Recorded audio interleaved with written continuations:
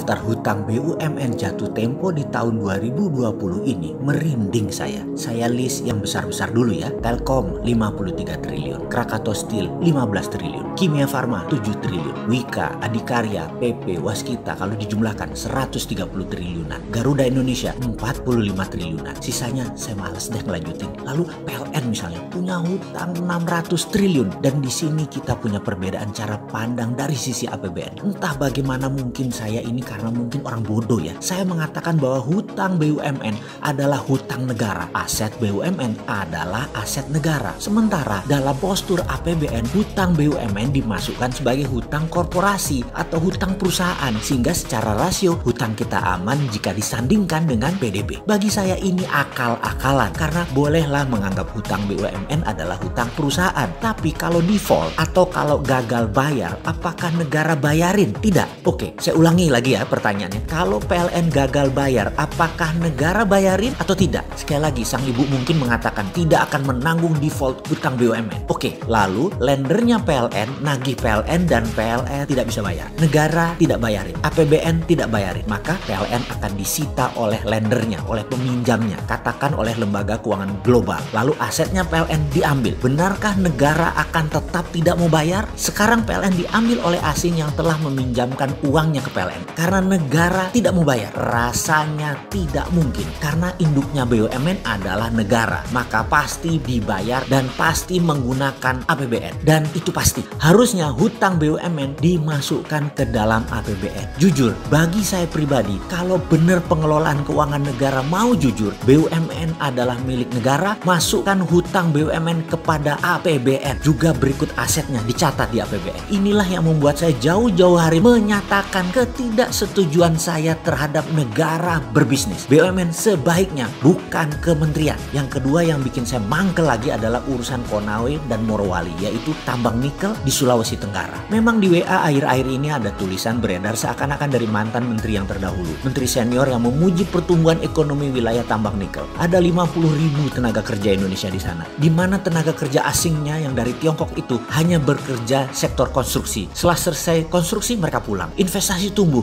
dan pendapatan daerah menjadi tumbuh luar biasa. Begitulah dia menulis. Tadinya saya mau diam aja, tapi kok sepertinya jadi kayak bener tindakan itu. Ya terpaksa kita buka-bukaan lagi. Pertama saya minta izin dulu ya. Urusan tambang jangan ragukan pengetahuan saya walaupun hanya sedikit. Namun dua perusahaan tambang saya yaitu CaOH 2 kali atau kalsium hydroxide dengan kapasitas 100 ton per hari adalah sebuah pengalaman panjang sejak tahun 1996. Kemudian pabrik litium kecil, belum skala komersial, namun cukup buat memahami apa itu dunia pertambangan, smelter, hingga proses pemurnian sampai finish produk. Pertanyaan pertama, apakah smelter nikel Konawe itu sampai pada tingkat finish produk atau hanya merupakan aktivitas untuk pembersihan impurity saja? Maksudnya bagaimana? Menurut saya smelter modelnya di NPI atau nickel pig iron itu akal-akalan Tiongkok. Itu mesin banci. Bener, mesin banci. Hanya membuang silikat dan unsur-unsur pengotor lainnya yang tidak memiliki nilai ekonomis. Namun nikel, fero, lithium, kobalt, dan mineral rare earth lainnya dalam fraksi yang sangat kecil tetap tidak terbuang. Ini terangkut. Jadi masih terkandung di dalam logam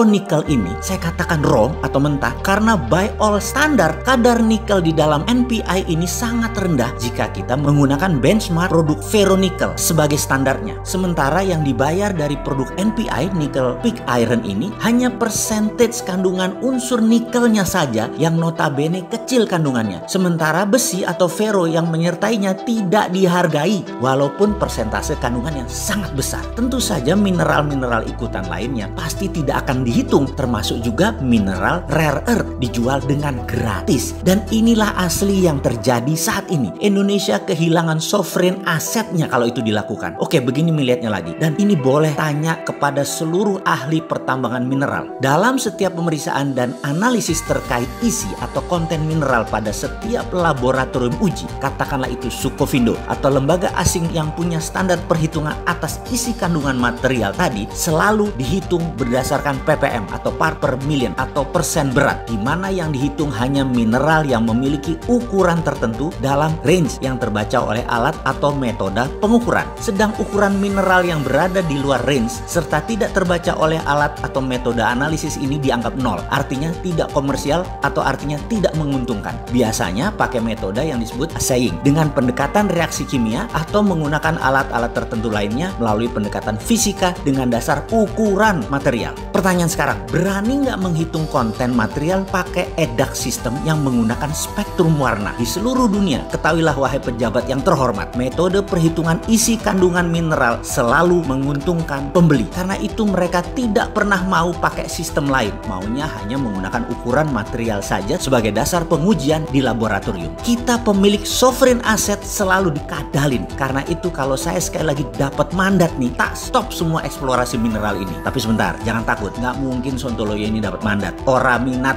belas, ambil tuh jabatan. Nggak pantas orang kayak saya ini. Jadi dalam hal ini, jangan bandingkan dengan 50.000 tenaga kerja Indonesia yang bekerja di sana. Lalu ada investasi 20 triliun sebagai sebuah kebanggaan. Pak, yang namanya investor duit 20 triliun itu ya harus balik. Kalau perlu beli pejabat, kalau perlu pejabatnya diajak masuk bisnis. Namun sebuah kepastian lain adalah aset kita, mineral kita, sovereign aset kita hilang karena silau dengan uang cepat itu pejabat. Kalau dari pendekatan income statement sekarang, kehadiran investasi asing merupakan subjek pajak dan royalti terkesan sangat menjanjikan. Namun coba lihat dari kacamata lain. Untuk setiap material seperti biji nikel laterite ini, jangan hanya dilihat dari komoditi dagang atau trade commodities. Coba lihat dari kacamata mineral strategis. Mineral strategis pendekatannya bukan komoditi dagang yang dicatat sebagai revenue dalam income statement negara, tapi dicatat sebagai sovereign asset yang ada di balance sheet negara. Kalau dicatat sebagai sovereign asset, manfaat nikel di Morowali dan Konawe bukan untuk 50.000 orang, tetapi buat 5 juta manusia Indonesia. Lupa, tapi pejabatnya yang jadi pengusaha nggak dapat apa-apa. Maaf, lanjut deh lo, monggo. Kata dia, ya mending buat 50.000 orang lalu dibungkus propaganda agar terlihat pahlawan. Walau aset hilang, kan rakyat nggak tahu apa-apa tentang sovereign asset ini. Rakyat toh masih bodoh. Bahkan dikasih duit 400.000 per hari untuk ngebuzzer yang kesannya beda dengan apa yang dijalankan pemerintah. Pokoknya serang, banyak yang mau. Sahabat, semoga informasi ini bisa dipahami. Sedikit kontribusi pemahaman pandangan dari sisi lain, sedikit kritis, tapi ada solusinya. Sungguh, sovereign asset itu adalah cikal bakal sovereign wealth fund yang harusnya negara mainkan di tengah pandemi ini, bukan malah menyetujui undang-undang minerba yang baru yang kemudian membuat sovereign asset kita hilang selamanya.